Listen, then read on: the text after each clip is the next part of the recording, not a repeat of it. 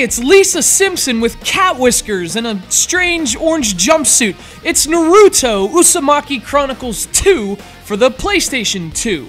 And as a sequel to the exceptionally unexceptional Naruto Uzumaki Chronicles, this game does a nice job of fleshing out the experience with more features, more details, and more characters. And yet, despite the improvements they did make, it evidently never occurred to the team at Namco Bandai that the gameplay needed improvements as well. Despite the thicker overall package, forgettably mediocre brawling remains at the core of Naruto Uzumaki Chronicles 2.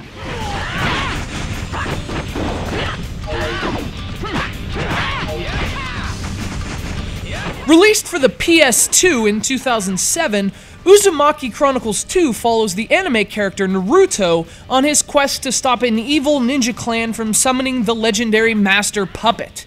It's nice that Naruto has a clan of his own this time, which adds some diversity to the gameplay, but again, those one-dimensional fighting mechanics have been virtually unchanged from the original. What do you care? Well, actually, we're on a mission to figure that out. Also, another big problem for me is that the game doesn't use the song Master of Puppets, and given the plot, that really seems like it should have been a no-brainer. Actually, no-brainer kinda sums up the game, too. You engage enemies with pretty boring combat. Square does a light attack, triangle does a strong attack, circle uses weapons. You can use a few special attacks too, but it doesn't do a whole lot to liven up the experience. Beating up what are evidently brain-dead ninjas and puppets isn't all that exciting, and after just a few missions, it gets really repetitive. Rotation! Here goes! 8 trigrams to fall! Another problem with Uzumaki Chronicles 2 is the dialogue. Now, to be fair, it's probably par for the course for anime, but unless you're a 10-year-old Naruto fan, this stuff comes across as pretty thoughtless and unimaginative.